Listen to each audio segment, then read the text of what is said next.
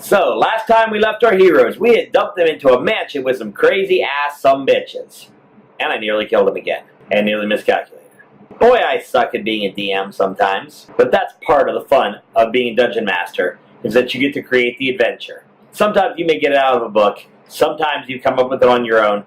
All the time, you have to try to surprise and scare and entertain the hell out of your people. So since the party, except for me, spent the weekend driving from California to Ohio, and then 2 weeks later from Ohio back to California, we've gone through a couple weeks without being able to play a session. However, I had an idea that you should probably see what my creation process looks like. Because it's really half-assed and sometimes just involves scratching things on paper and hoping for the best, and then improvising and having to change everything in the middle of the adventure as it is. So what I'm going to do, I'm going to show you my adventure as I had it planned out. So what I'm going to do is I'm going to show you how I build an adventure. In fact, it's the mansion from the prior week's episode. That's the thing we're going to do, because my name's Patrick. And this is building an adventure for the campaign diary.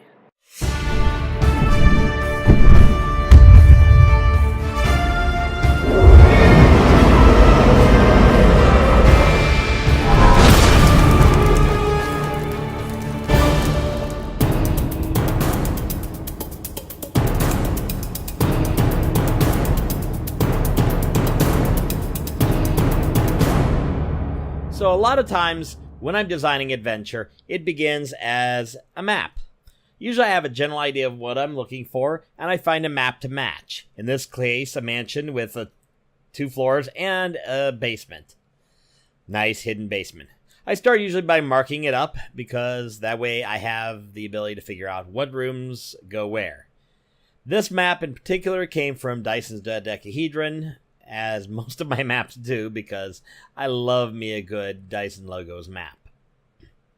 So I usually mark up the rooms just so I have a vague idea, because I don't know what everything is going to be yet until I start really filling it out. So I usually try to go by floor. I figure the first floor gets the first 11, because that's where I'm going to start first. Then I'm going to go to the second floor, and then the third floor, and then I'm ready to unleash and start filling out the monsters. Pretty.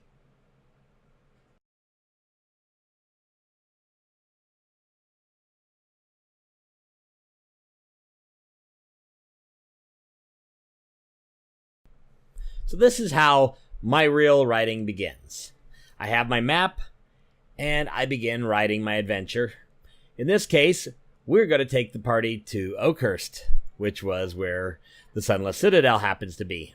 So I'm starting to write it, and I don't know why I write Sunless Citadel with starts as a C with SS, because I'm dumb. Probably it's because I'm just trying to get it filled out quickly. I'm coming up with basically the basics of why they're going to go to this location, because they got to stop somehow. Now, usually in adventure, I'll break into parts. In this case, we got the first scene, which is basically to get them into the house and see what the house is like. The second part, throw them a curve and mess with them a little bit. And the third part was, oh crap, we got to hunt down and stop this shit that's gone really, really bad. Now, as you can see, I've taken the map out, and I'm starting to put my rooms. I think number 1 is the entryway, then I put the main hall and a trophy room. The main dining hall, area 4, was where I have this common food area. Number 5 is the sleeping area. This is where everybody got arrowed and blasted all to hell when the cultists were attacking from above. 6 was where the other bard met his bad day. 8 was where the party was staying. That was awesome. They never got out to the patio, which is area 9. Area 10 was the kitchen, and that was really cool. They didn't get there till near the end. So that got us through the first floor. As you can see, I'm putting in DCs so that I know roughly what it's going to take to get things opened up. So Area 14 is the first time we have actual cultist stuff.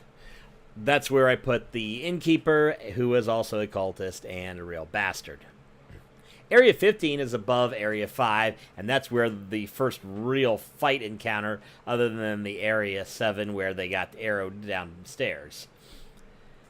As you can see, and this is where I'm changing, I've eliminated the door to between 12 and 15 and made 16A a closet where the actual door to 15 is.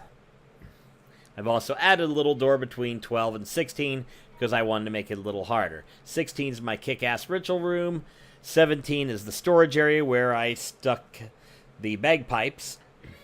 Area 19 was that one that they really had problems with finding.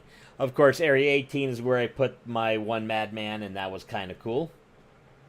Just to make them have to fight something creepy. The secret door between 20 and 22, I believe. I can't read my map very well. As you can see, I'm just kind of just scratching out the main floor, the upper floor, and now I'm going to go into the dungeon level. 23 is where we had our big battle. I expected them to then have to find to go to 25 and have to find a bad guy. They actually didn't find this little room up here. I think it was 26, I believe. Yep, the secret magic item room they did not find. That's right above Area 25. 24, of course, they found. And 27 and... What was it? 27 and... I can't read my... Yeah, 27... 29 is where the big bad was, all the way down there. I decided to move him to 23 because we ran out of time. This is what's known as covering your ass. So now I'm just filling in kind of where they're going to be and what they're going to see. It's really just a process of kind of putting the pieces where they belong, really. Putting the pieces where they belong is the most important part of this. So as you can see, we're getting closer to getting everything filled out. I had a random table to determine where the bad guys would strike, and it turned out that Lars rolled the private chambers, which is what cost the bard his life. So yeah, from there it was pretty much just we got to figure out what's going on and get our asses out, or we're going to die. So that brought us to coming up with monsters, and I had a bunch of them.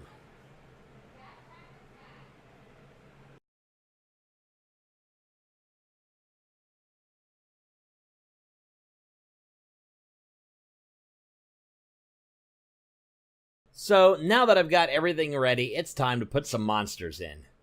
Lars found me these cool ones. I'll put the link below because I can't remember exactly who it was from.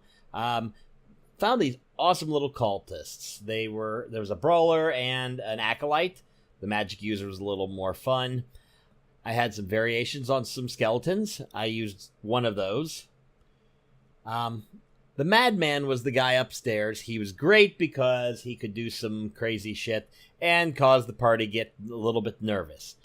These are the flesh. These did not get used in the adventure because they were in room 25 where I didn't get to use them. So that sucked because I ran out of time and I'd lost one of my party members to Skype. The prophet was my big bad. He was a sumbitch. CR6 for 3 level 4 characters. And that's pretty much it. So, that's pretty much the process. There's not a lot more to it than that, other than talking with the players at the table, making a few additional notes, then starting the story, and figuring how much I'm going to adjust, and what I'm going to do, and what I'm going to leave out. In fact, the madman, as you saw him in the adventure, came out of the catacombs. The reason why is we were running short on time, and I needed to speed everything up. I eliminated an entire encounter because having that encounter then there was going to completely screw things over.